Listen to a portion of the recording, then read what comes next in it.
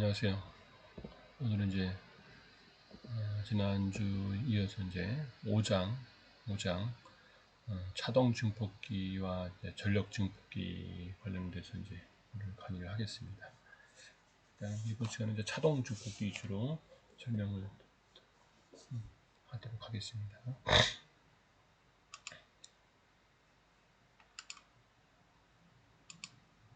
전체적인 학습 목표는 이제 바이어스 방법에 따라서 이제 증폭기 분류와 특성을 이해하는 부분들, 이 부분에 대해서 설명드릴 거고, 그다음에 이제 트랜지스터의 전격 전력, 또 안전 동작 영역을 이해하는 부분들, 그런 부분을 하겠습니다. 차동 증폭기가 뭔지, 구조하고 동작 원리, 또 특성 파라미터가 어떻게 되는지 설명을 드릴게요. 그래서 이제 지금부터는 이제 그전 3, 4장까지는 딱 한데 5장부터 이제 증폭기 관련된 부분인데, 이제 여러분들이 이제 사회에 나와서 이제 진행하다 보면 이제 무선 통신이나 이런 쪽을 하게 되면 이 증폭기가 굉장히 중요한 부분이에요. 그러니까 A급 증폭기. 우리가 이동통신으로 봐도 이동통신 중계기나 이런 것들이 대부분 이제 증폭기 원리를 가지고 이제 하는 거거든요. 그래서 거기 증폭기의 전력 효율이 어떻게 되는지 이런 부분을 꼭 기억을 해줬으면 좋겠어요. 이번 시간 하는 부분들, 그리고 B급 푸시풀 증폭기 구조가 어떻게 되는지, 전력 효율이 어떻게 되는지, 또 AB급 이제 푸시풀 이제 바이오스 방법하는 부분들, 또 열저항 개념, TR에 이제 열 전달하는 부분이 어떤 형태로 이제 진행하는지 한번 공부를 해보겠습니다. 전체적인 거는 기초적인 부분하고 증폭기 한 1, 2, 3장 정도 이번 시간에 한번 강의를 좀 하겠습니다. 기초 다지기 부분들, 먼저 이제 여기서 보면 이제 동작점에 대한 증폭기 분류, TR의 전격 전류, 차동 증폭기가 어떤 건지 이 부분 한번 보도록 하겠습니다. 일단은 3단 증폭기인데, 일단은 증폭기가 TR이나 뭐든 1단으로도 해서 증폭이 되어 있지만, 이게 이제 이득이 개인이라고 하거든요. 이 전체 이득이 이제 작을 때는 여러 단을 넣어서 증폭을 하는 거예요. 그래서 차동 증폭기가 이제 디퍼런셜 앰플리파이어, 신호원에서 입력되는 두 신호의 차이를 증폭하는 거예요. 신호원에서 입력되는 두 신호원에서 입력된 두 신호의 차를 증폭한다. 그러니까 입력단이 두 개겠죠? 여러분들 5절, 2절 이제 배울 건데, 2장, 3장에 보면 이득단, 어떤 개인이라고 그랬죠? 어떤 신호가 들어가면 신호가 커지는 부분, 이득이라고 하죠. 또 푸시풀 증폭기는 출력단에서 얘기를 할 거고, 거기에 부하, 캐패시티가 달리고 저항이 달린다, 이런 구조가 된다. 자동 증폭기에서는 이런 부분을 기억을 해줬으면 좋겠어요. 출력단은 이제 스피커, 모터, 구동하는 전력 증폭기. 어디에다 쓴다? 우리가 소리를 이렇게 증폭하는 거. 이게 지금 마이크 통해서 나가는 것도 증폭기죠. 지금 얘기하는 실험은 작지만 이 증폭단을 통해서, TR을 통해서 이 컴퓨터로 들어가는 거죠. 세이브가 돼서 여러분들 전달되는 거니까, 그런 스피커, 모터 이런 걸 부하를 구동하는 부분에 이제 전력 증폭기에 쓰인다. 뭐가? 자동 증폭기가. 또 이제 소신호, 그 전까지 부분도 중요하지만 어쨌든 오늘 하는 시간이 굉장히 중요한 부분 같아요. 전자회로가 왜 필요한지, 왜 쓰는지 이런 거에 대해 얘기를 하는 거니까. 보통 소신호 증폭기, 스몰 시그널이라고 하죠. 소신호 증폭기는 이제 동작점을 중심으로 진폭이 작게 변하는, 그러니까 이 파형 자체가 작은 거지. 수백 미리볼트의 증폭하는 거를 말하는 거고, 트랜지스터의 선형 동작 영역에서 이제 중앙 근처에서 동작점을 설정하는 부분이라고 보는 거예요. 보통 이게 소신호 증폭기는 입출력 신호의 리니얼리티라고 하죠. 선형성. 보통 이게 증폭기의 선형성이 굉장히 중요해요. 보통 우리가 입력 대비 출력이 선형성에 유지가 되면 제일 좋은데 그렇지 않거든요. 포화 영역 이런 영역이 있기 때문에 선형성 부분이 잘 지켜지지 않는다. 그래서 이 선형성 부분이 굉장히 중요한 부분이에요. 그리고 이제 라지 시그널 신호가 이제 큰 걸 얘기하는 거죠. 말 그대로 대신호 증폭기인데 진폭이 큰 신호를 증폭하는 거예요. 진폭 자체가 엄청 큰 거가 있죠. 이런 큰 신호를 증폭하는 대신호 증폭기가 있어요.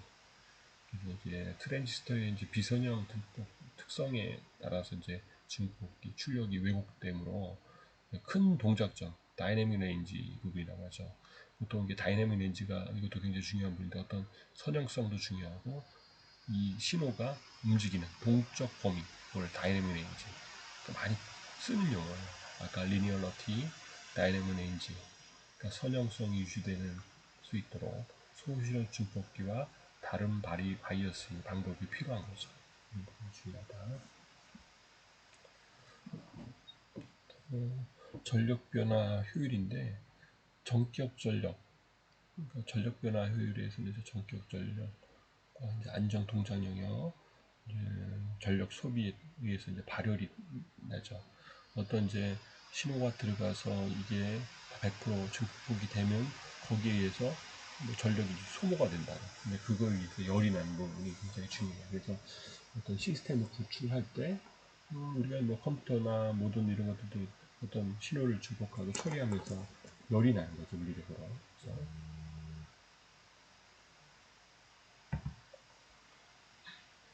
발열이 중요한 부분이다.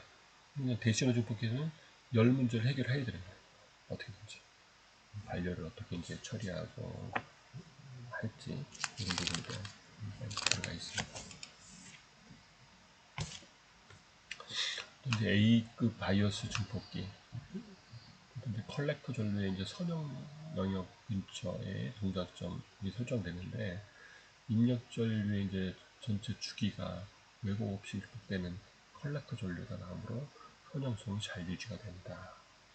이거 A급 증폭기. 그래서 보통 A급 바이오스 증폭기는 어떤 이런 신호가 들어갔을 때 신호 자체도 똑같은 방향이 증폭이 돼서 나오죠. 그러니까 여기가 다이내믹 렌즈라고 보통 해요. 보통 이 선형성이 그대로 유지가 되죠.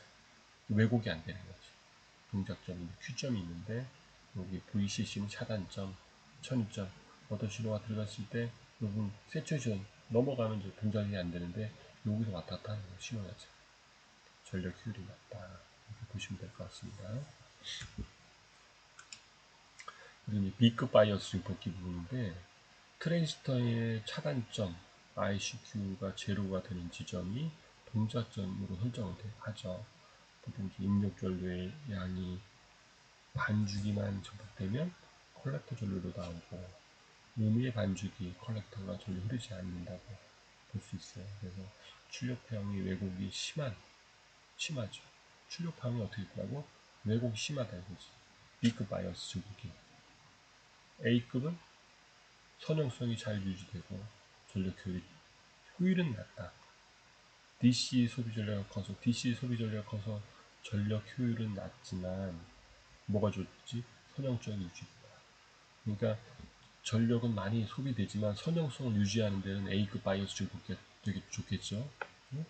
근데 B급 바이오스는 뭐예요? 트랜지스터의 이제 차단점 ICQ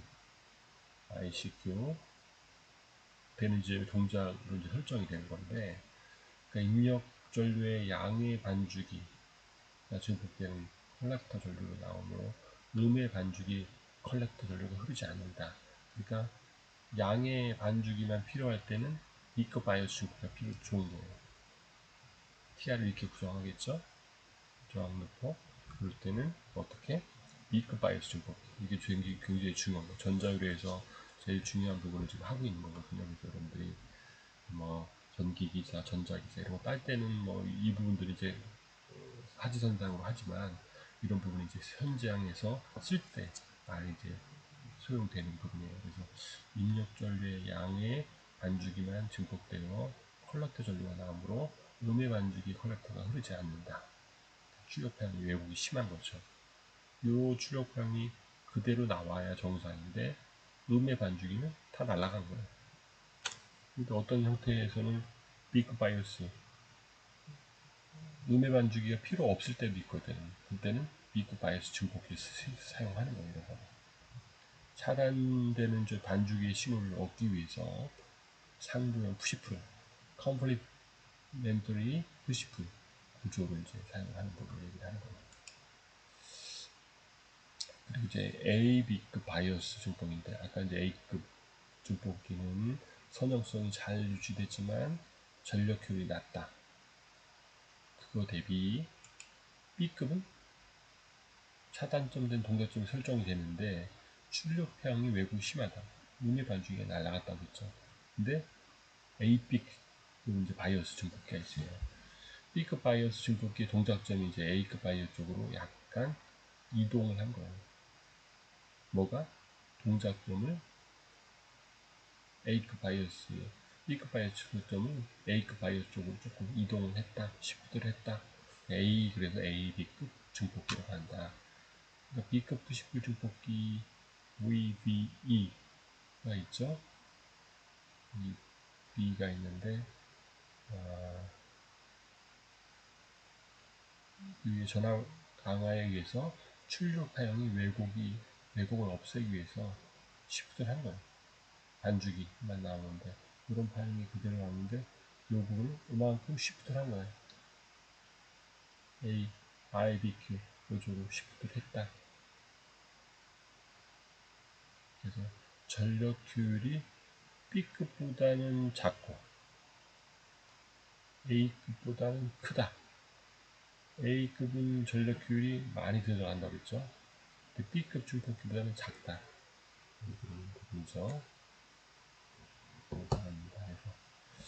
A, B급 이 부분은 바이어스 이렇게 걸어서 필요한 대로 시프트를 한 거예요. 동작점. 제로로 돼 있었는데 동작점 이쪽으로 시프트를 했다.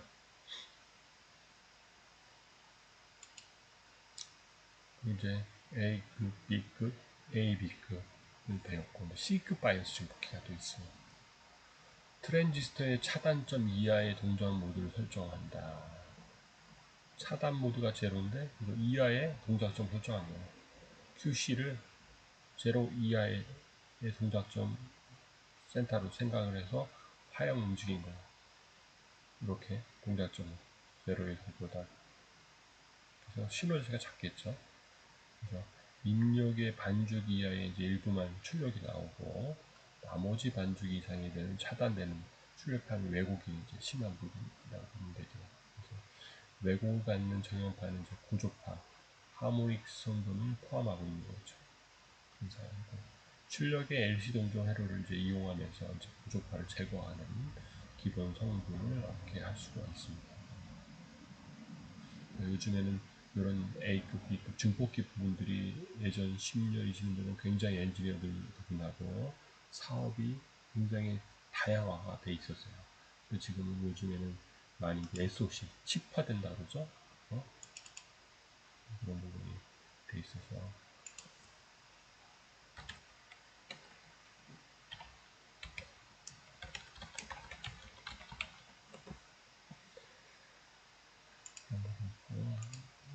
이제 하모닉 성분이 포함되고 있고 출력에서 LC 동조 회로를 고조파 제거됨으로써 기본파 성분을 얻을 수가 있는 거예요. 그래서 이제 이 부분들은 제일 중요한 거는 이 동작점에서 QC가 이동이 됐다.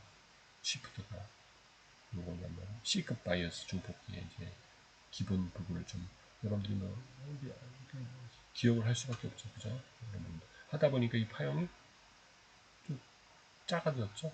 마이너스가 없어지고 나름대로 출력이 예전에 A, B급보다는 줄었잖아요, 파형. 그렇죠? 요 부분 B급 바이오스보다 이렇게 이제 이런 파형을 원할 때는 C급 바이오스 증폭기 회로를 쓰는 거죠. 처음에는 이게 뭔지 이제 잘 기억이 어떻게 쓰는지 모르겠지만 어쨌든 나중에 이제 앰프는 이게 앰프가 A급인지 B급인지 A, B급인지 C급 바이오스 증폭기인지 이런 거를 구분을 할 수가 있어야 되는 거죠. 그렇죠? 그래서 출력에서 LC 동조 회로를 이용하면 고조파가 제거된 기본 파형 성분을 가질 수 있는 거죠.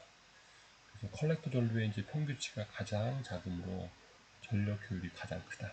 뭐가? 전력 효율이 큰 거예요. 이쪽에서 전력 효율 자체가. 그러니까 전류를 쓰는 거 대비 나름대로 효율이 좋다. 그러니까 효율이 높은 걸 필요할 때 시급 바이오스 보기를 쓰겠죠. 그런 사람들 그렇게 보시면 될 것 같아요. 이제 동작점에 따른 증폭기 이제 분류부인데 아까 얘기하신 이 표가 굉장히 중요해요. 항상 여러분들 뭐 기사 시험에도 뭐든지 아마 이런 부분들이 나올 거예요. 그래서 보통 이제 포화점 뭐라고 하죠? 세츄레이션 된다 그랬지. 어떤 전류 대비 전압이 되는데 항상 무한정 커지지 않지. 어느 일정한 전압이 되면 포화가 돼. 막힌다 이거지. 꽉 찼다 이거지.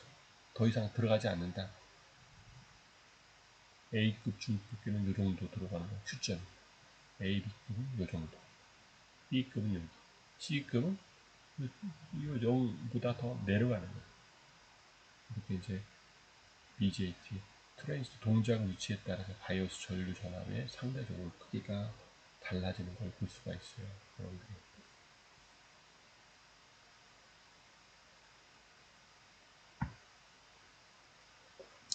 그래서 동작점에 따른 이제 증폭기 특성 부분인데 바이오스 전류에 따라서 바이오스 전류는 어떻게 돼? A급 이 제일 크고 그다음 A, B급, 또 B급, 또 C급 이런 형태로 바뀌는 거죠. 그래서 전력 소비 부분이 A급, A, B급, B급, C급 형태로 전력 소비도 이제 달라지죠. 또 출력 사용 이제 왜곡 부분이 있는데 그 부분도 A급, A, B급, B급, C급에 따라서 달라지는 부분이죠. C급이 제일 큰 부분. 전력 효율의 부분들도 A급, A, B급, B급, C급 형태로 효율 부분도 틀려진다. C급이 제일 큰 형태라 보시면 될 것 같습니다. 그래서 이제 트랜지스터의 전격 부분인데 이제 트랜지스터가 이제 동작할 수 있는 전압, 전류, 전력 소비 이제 한계치 부분 볼 수가 있습니다. TR에서 이제 TR을 쓰는데 뭐가 중요하면 전압, 전류, 소비, 전력 소비가 얼마큼 돼 있는지 이게 굉장히 중요한 부분이에요. 이거를 잘 알고 TR을 활용할 수가 있는 거죠. TR의 특성에 따라 다 틀리기 때문에 바꿔서 볼 수 있다. 보시면 될 것 같아요. 그리고 이제 정격 값이 초과되는 이제 소자, 정상 동작이 이제 보장되지 않거나 이제 소자가 치명적인 손상을 받을 수 있으므로 해로시 이제 고려를 해야 된다. 뭐가? 정격값. 그리고 이제 BJT 이제 정격 파라미터 부분인데 컬렉터 이미터 항복 전압 VCU라고 하죠. 그 베이스 컬렉터 이미터 그것도 전압인데 베이스가 개방되는 상태에서 컬렉터 이미터 전압이 항복 전압 VCU에 도달하면 컬렉터 전류가 급격히 증가한다. 그걸 브렉다운 현상이 항복 전압. 어느 순간에 전류가 급격히 증가하는 영역이 있는데 그걸 이제 항복전환, 항복 현상, 브렉다운이라고 하는 거예요. 브렉다운 볼티지라고도 하고 그런 부분이 있습니다. 그래서 전력 증폭기용 이제 BJT는 이제 수십에서 수백 볼트 정도의 이제 소신호 BJT에 이제 볼트가 있는데 여기 이제 트랜지스터가 이제 항복 상태에서 유지하기 위해서는 이제 필요한 최소의 전압 값이 이제 필요한 거예요. BJT 파라미터. 그리고 이제 컬렉터 베이스 항복 전압 부분인데 이제 이미터 베이스 항복 전압 부분들. 최대 컬렉터 전류 부분하고 이제 소비 전류가 부분에 대한 내용이 나오고 있죠. 그리고 보면 이제 보통 여러분들이 이제 사회에 나와서 보다 보면 이런 차트를 많이 봐요. 그러니까 이게 이런 차트를 보려고 이런 이제 공부를 하는 건데 파라미터 값이 있는 거지. VC가 어떻거든요. 전류 값이 어떤지, 파워가 어떻게 되는지, 파워 맥스는 어떤지 이런 맥스 값이나 이런 걸 따라서 설계를 하는 거니까 열장, 열부정이 어떻게 되어 있는지, 프리퀀시 부분하고 베타 EC 부분이 어떻게 되는지, 소신호 증폭기의 스위칭 부분들은 이런 칩 소자들이 있겠죠. 전력 증폭기의 소자들이 또 있을 거고, 거기에 따라서 특성들이 틀린 거죠. 이 부분은 BJT 트랜지스터를 설계할 때 이렇게 설계하는 거예요. 반도체 칩을 설계하듯이 설계했더니 이런 특성을 갖더라. 요게 맞는 회로를 여러분들 구현을 해서 설계를 해야 되겠죠. 이 TR을 쓸 때. TR이 중요한 부분입니다. 그래서 이제 안전 동작 영역 SOA, Safe Operation Area. 어떤 TR 부분들도 트랜지스터가 안전 동작 영역에서 동작할 수 있는 부분을 갖고 설계를 해야 되겠죠. 트랜지스터가 안전하게 동작할 수 있는 영역. 한국이 아니라 콜렉터 전류하고 C 한국 전압 부분들 최대 전격 전류와 2차 항복 세컨드리 브레이크다운에 대해 결정하는 거예요.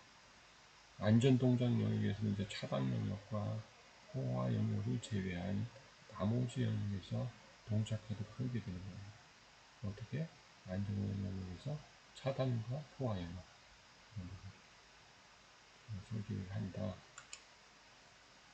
예제 부분들은 어쨌든 여러분들이 증폭기에서 이제 BJT 전류하고 전압 소비되고요. 이런 부분이 RL이 60이고 VCC가 얼마일 때 값을 구하는 거죠. 그래서 이제 두 신호가 이제 차동 증폭기가 아까도 얘기했듯이 두 개 입력 전압의 차를 증폭하는 거예요. 디퍼런셜 이제 차니까 두 신호 자체를 각종 아날로그 IC에서 입력단에 사용하죠. 보통 아날로그 회로를 우리가 하다 보면 차동 증폭기 이게 앞단에 넣는다. 두 개 입력 단자와 한 개 또는 두 개의 출력 단자를 갖는다. 보통 2m 결합상 또는 이제 소스 결합상 정전류와 문동구와 이런 형태로 있는데 보통 이제 반전 입력 단자하고 비반전 입력 단자가 들어오죠. 들어오는 신호에 아웃풋이 들어온다. 차를 중폭하는 겁니다. 2m 결합 차동 Q1, Q2, Q1, Q2의 특성에 매치되는 부분을 갖고 있습니다. BJT 차동 증폭기 부분은 이제 커먼 모드 입력이 인가되는 경우인데 VS1, VS2, VC 2m 전류 부분은 이제 있는 거고 콜렉터 전압은 베타 01, 베타 02 가지고 있습니다. 그리고 이거 밑에가 콜렉터 전압이 차 볼트즈입니다. 이상적인 차동 증폭기에는 이제 공통 모드의 전압이 인가되는 경우 차동 증폭기의 출력은 제로가 됩니다. 그렇습니다. 이제 차동 증폭기 부분은 어쨌든 입력의 차를 이제 증폭하는 거니까 차동 모드 입력이 인가되는 경우에는 전압이 있겠죠. 전압분도 차가 있을 거니까 전압분도 있고 차동 모드에 VS1과 VS2의 차 입력되는 차동 모드하고 컬렉터 전류의 델타 I하고 플러스 마이너스 되는 부분이라고 이런 게 이제 전압으로 해서 이제 구할 수가 있겠죠. 출력 전압입니다. 보통 이상적인 차동 증폭기에서는 차동 모드 전압 VD는 0과 같진 않지만 0 이상 되는 거 있어요. 차이가 인가되는 경우는 증폭기에 출력한다. 이 0이 아니고 마이너스다. 그래서 증폭이 안 돼 있지. 0보단 크다 이거지. 이쪽 부분이. 그럴 때는 증폭이 됩니다. 보시면 될 것 같습니다. 아까 이제 차동 증폭기는 아까 앰프나 뭐 모터 이런 거에 쓴다고 그랬죠. 어떤 거 쓸지. 아까 이제 차동 증폭기에 대한 거를 잠깐 언급이 됐었죠. 이거 입력단의 두께가 소스가 틀릴 때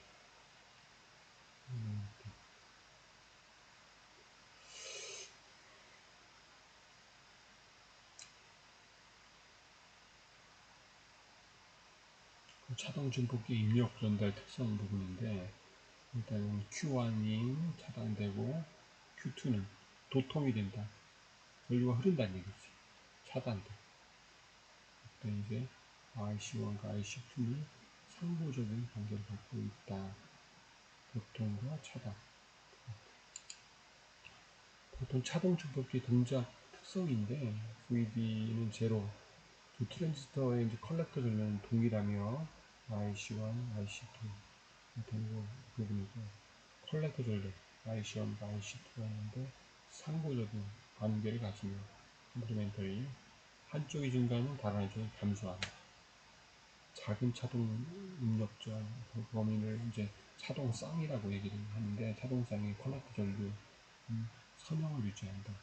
선형성을.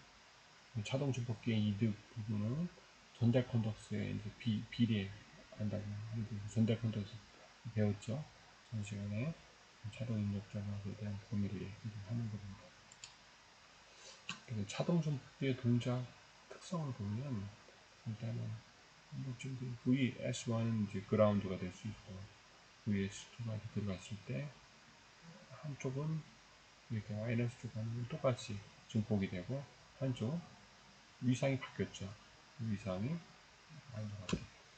어떤 거는 이제 VS1이 그라운드 잡히고 신호가 들어갔을 때는 같이 들어갈 때는 증폭이 좀 되고, 플러스 쪽은 위상이 또 바뀌었고, 또 출력 단자가 한 개인 경우, 하나는 그라운드고 하나는 신호가 들어갔을 때, 하나가 요거하고 요거 차이니까 VS2하고 요거의 차가 증폭돼서, 차이는 0과 같진 않죠. 그죠? 그렇기 때문에 증폭이 된다. 이렇게 증폭이 되는 거고.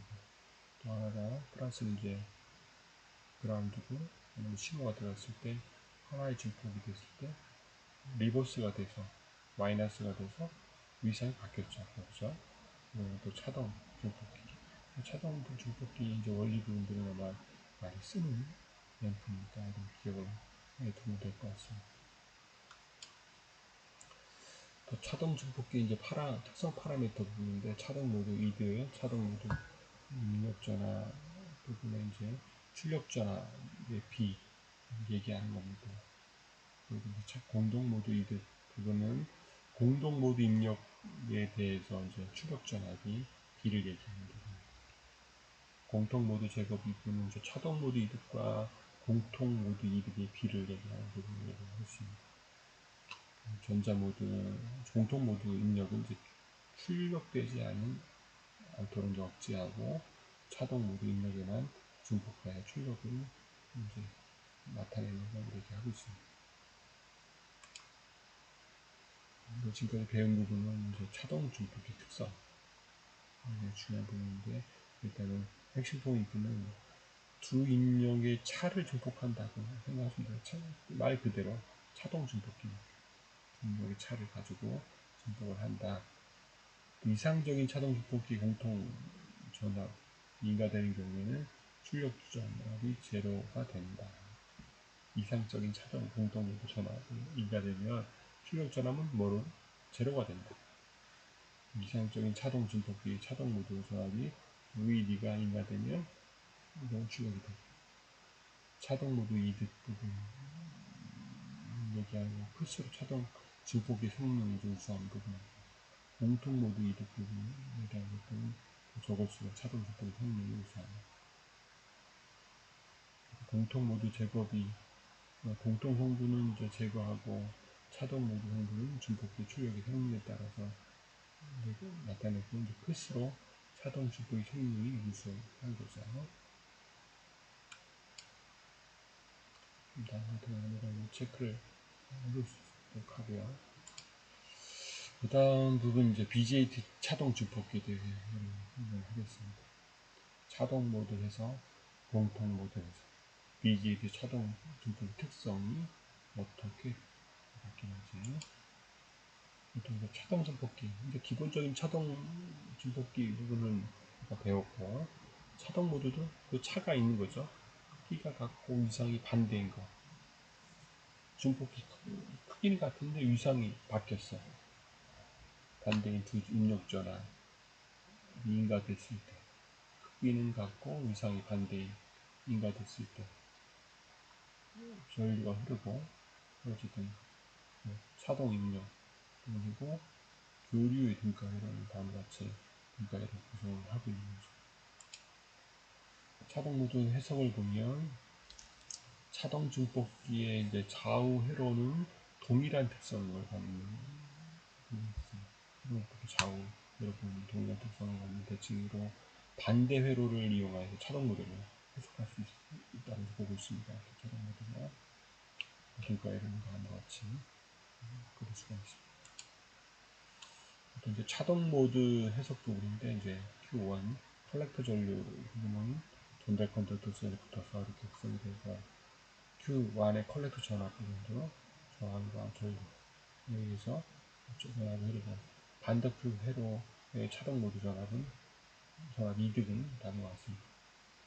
차동 모드의 전압 이득 부분도 다음과 같고 단일 종단의 싱글 엔드 출력 차동 모드 전압 그리고 차동 모드 입력 전압 한 가지 수치로 나타낼 수 있습니다.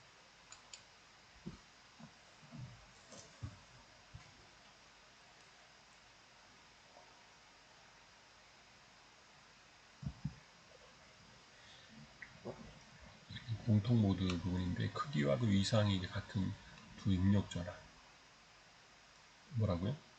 크기와 위상이 같은 입력 전압이 인계됐을 때 어떻게 구성이 되는지 정전류원에 쓰겠죠. 정전류원의 출력이 구성이 됐을 때 공통 모드 해석인데 좌우 회로는 이제 동일한 특성의 대칭이고 반대 회로 해석일 때는 C 증폭 형태로 이제 구성이 되고 있습니다. 자동 모드 회로 부분들은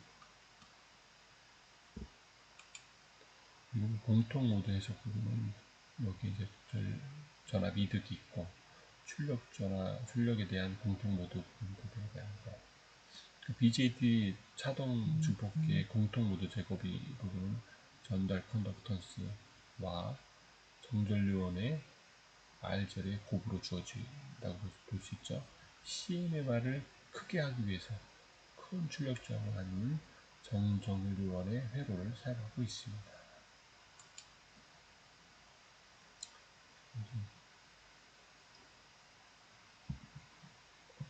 차동 증폭의 특성 부분은 BJT 이제 차동 증폭의 특성은 단일 출력 V0 있는 경우는 이제 차동 모드 이득이 나타내고 있고 차동 증폭기의 차동 모드 입력점은 클수록 좋으나 뭐라고요? 그리 크지는 않다. 저항 부분은 이제 정전류원의 출력점 R0가 클수록 차동 증폭기의 공통 모드 이득이 작아진다. CMMR은 크다. 기억을 해줄 수 있습니다. 예제 부분 참고해 보시면 될 것 같고 이 부분도 한번 체크해 보시기 바랍니다. 그 다음 이제 5-3 A급 증폭기 전력큐까지 한번 이번 시간에 다뤄보겠습니다. A급 바이어스 증폭기, A급 증폭기는 아까 이렇게 배웠죠. 그래서 선형 영역의 중앙, 그리고 이제 포화 영역의 중앙, BJT, MOS, FET 근처에 동작점을 설정을 한다. 소신호 증폭기는 A급 바이어스를 이제 사용을 하는 거죠. 전류, 전압 구성을 하고 있습니다. A급 바이어스의 공통 유니트 증폭기를 나타내고 있습니다. 그리고 이제 A급 바이어스 증폭기 부분은 전압 부분 이제 가정할 때 VC, VCQ 이렇게 일단 크다고 가정할 때 동작점 출력이 됩니다.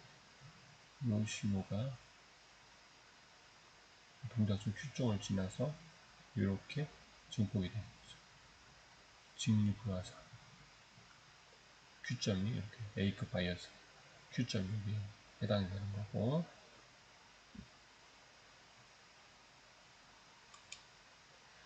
A급 바이어스 증폭기 이제 동작점 부분은 이제 동작 베이스 전류를 다음까지 표현할 수 있고 동작점의 컬렉터 전류과 또 컬렉터 이미터 바이어스 전압 부분들,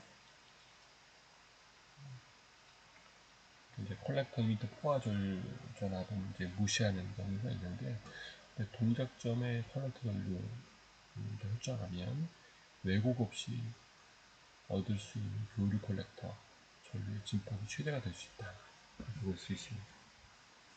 또 컬렉터 이미터 바이어스 전압이 이렇게 전압 이렇게 설정하고 있죠.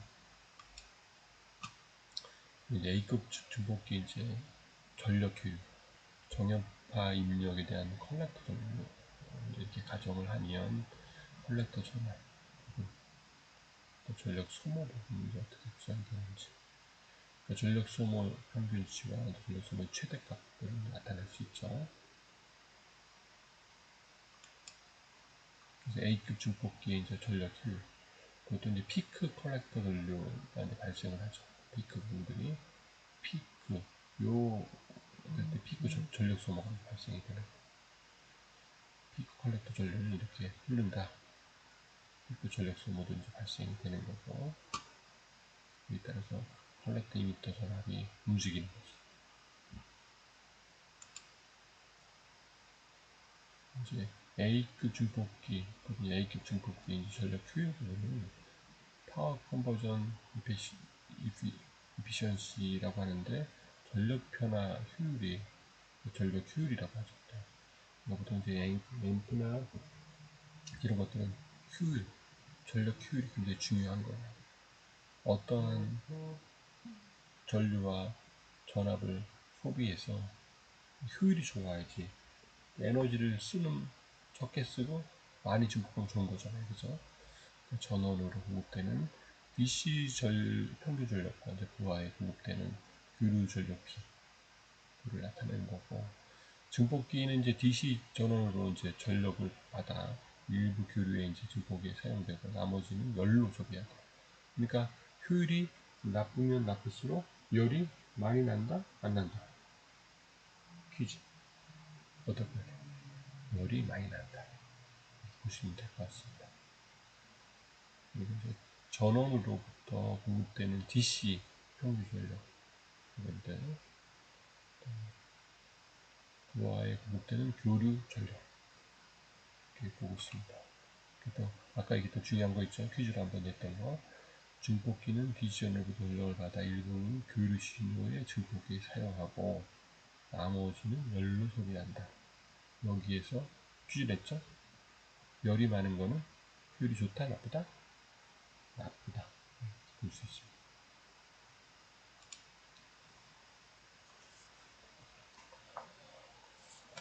A급 증폭기 이제 전력 효율 부분인데, 보통 이제 공급되는 최대 평균 전력이 있는데, 거기 이제 부하에 공급되는 전력이 최대가 된다, 이렇게 보는 거죠. A급 증폭기의 최대 효율 부분을 이렇게 가정할 때, 실제로 경우는 25% 작은 값을 가지고 있는데, 나머지 소자는 열로 소비가 되는 거예요. 열로. 효율이 좋으면 열로 이제 많이 안 나가는데, 안 좋을 때 열로 소비된다. 그래서 일반 이게 열이 많이 나면 시스템 구축하면 방열, 열을 빼는 것도 생각해야 돼요. 그래서 이런 노트북이나 뭐든지 열이 많이 나는 거 있잖아요. 효율 부분들이 최대한 좋게 해야 되는데, 그 부분들이 이제 기술적인 측면이 들어가는 거죠. 그래서 이제 열로 소비되는 부분 25%다. 트랜지스터에 이제 소비되는 평균 전력 맞다는 거. 그래서 이제 A급 증폭기는 열로 많이 빠져나가서 전력 효율이 낮은 거예요. 그죠? 열이 많이 나더라, A급은.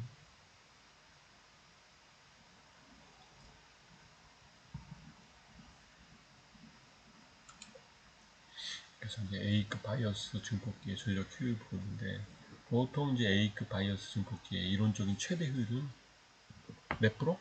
15%다. 나머지 75% 이상은 뭘로 간다? 열로 날아가는 거야.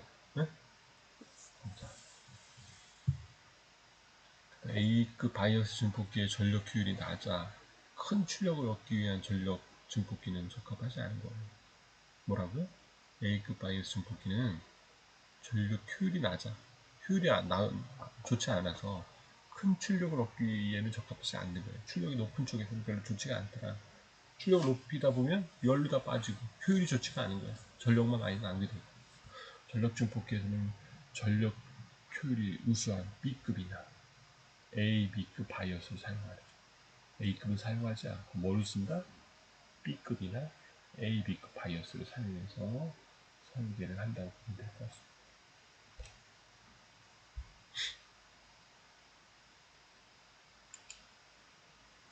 이제 그 전력값과 저하 이런 값을 넣어서 해보면 될 것 같습니다.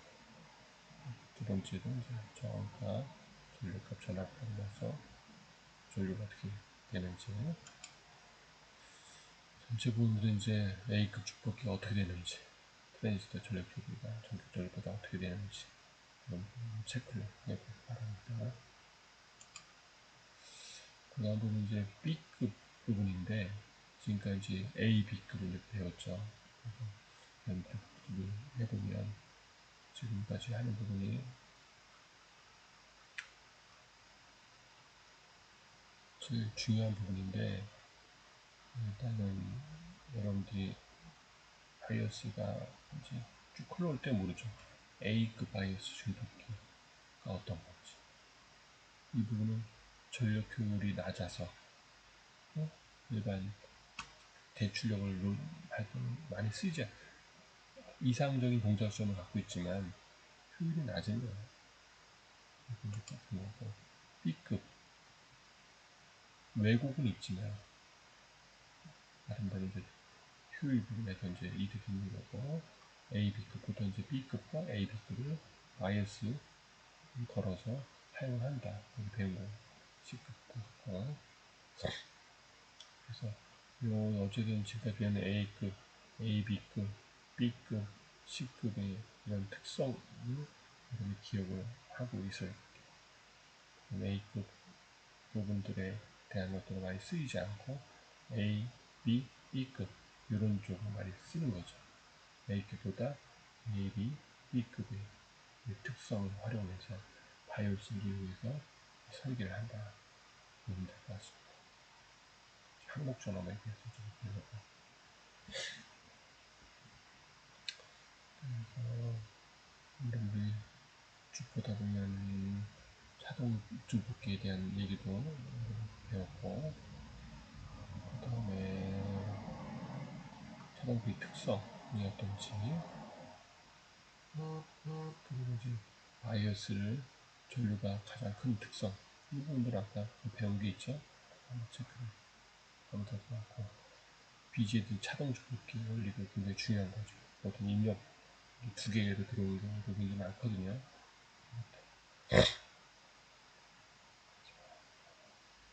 자동 증폭기 특성,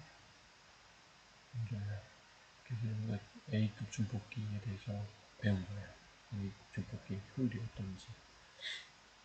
A급 증폭기를 이해를 하면 제일 아이디어라는 거예요. 정형파가 이렇게 딱 나왔을 때 Q점 요구를 앞에서 왜곡이 안 되고 다 출력이 되잖아요. 그죠? A급 바이오스.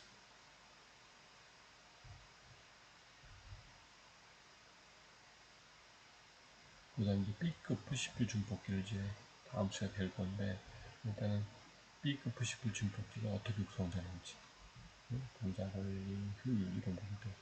그러니까 A급, B급, C급, A, B급 이렇게 특성 원리를 이제 기억을 하면 될 것 같습니다. 일단은 지금 이제 초기 부분들은 여러분들이 배치가 된 건 PM 적합 다이오드도 배웠죠. 다이오드가 어떻게 되는지 이런 것들 쭉 배웠는데, 그런 분들도 뭐 100% 이해는 안 되겠지만 이제 다이오드부터 그다음에 이제 트랜지스터가 어떻게 구성되는지, 여러분들이 어쨌든 시험도 보고 뭐 이제 외부 이제 기사 준비를 하고 뭐 이런 걸 할 거 아니에요, 그죠? 그럴 때는 뭐 문제집을 많이 풀겠지만 뭐 지금 뭐 이 수업에 듣는 거는 이런 게 있다 이런 거는 이해는 하면 될 것 같아요. 그래서 지금 배운 것들은 심지어 다이오드, BJT 증폭기가 어떻게 되는지, 또 증폭기 가지고 BJT 가지고 어떻게 쓸 때, 또 모스 FET 증폭기는 어떻게 쓰는지, 뭐 그런 걸 가지고 이제 증폭기가 주파수에 어떤 영향을 주는지, 보통 우리가 DC에서만 쓰는 게 아니고 AC 쓰면 AC에 주파수 성분이 들어가는 거예요. 여러분이 쓰는 전기 신호 있죠. 몇 헤르츠죠? 배웠나 모르겠네. 우리나라는 60헤르츠를 쓰는 거예요. 교류를 쓰는데 60번이 움직이는 60Hz 1초에 60번이 뛰는 주파수를 갖는 교류 신호를 받아서 100V든 200V든 이렇게 교류 신호를 60Hz로 빈다. 근데 그 주파수 특성이 있는 거예요. 그래서 전에 주파수 증폭기의 주파수 응답 특성이 있는 거예요. 그래서 여러분들이 DC 같은 경우는 주파수 성분이 없지만 그러면 DC는 저항이나 인덕턴스에는 이게 지나가겠지만 캐패시터 성분이 딱 바뀌었을 때는 단락이 되겠죠. 그죠? 흘리지 않은 거죠. 근데 교류 성분은 어떻게 해요? 흘러 넘어가는 거예요. 그래서 교류 성분이 이제 필요한 거죠. 그래서 우리가 이제 쓰는 220V 가정에 쓰는 것들은 60Hz를 쓴다. 지금은 이제 무선이나 이런 쪽에 이제 전파를 전달하다 주파수 자원이 없기 때문에 계속 주파수 높아가고 있어요. 여러분들이 처음에 이제 이동통신이 나온다. 그러니까 아날로그로 돼 있을 수 있지만 이제 2세대, 3세대, 4세대, 지금 5G라고 해서 5 제너레이션. 그래서 그런 쪽에서는 주파수가 계속 올라가고 있어요. 왜냐면 주파수 낮은 쪽에 밴드위스 배웠죠? 주파수가 움직이는 밴드위스 영역이 작기 때문에. 주파수가 올라갈수록 주파수를 굉장히 뛰는데 밴드위스 폭은 넓은 거예요.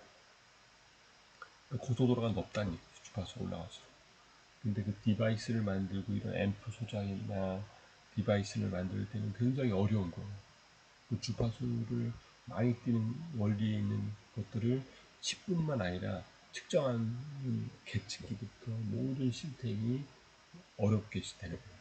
지금 이제 5G가 3.5기가가 개통이 됐잖아요. 아직 전국이 풀지 않지만 무슨 이제 지난주에 가서 5G 28기가에 대해서 발표를 하고 왔는데 일단은 주파수 높은 쪽은 핸들링하고 칩을 만들고 이런 것들이 굉장히 어려워요.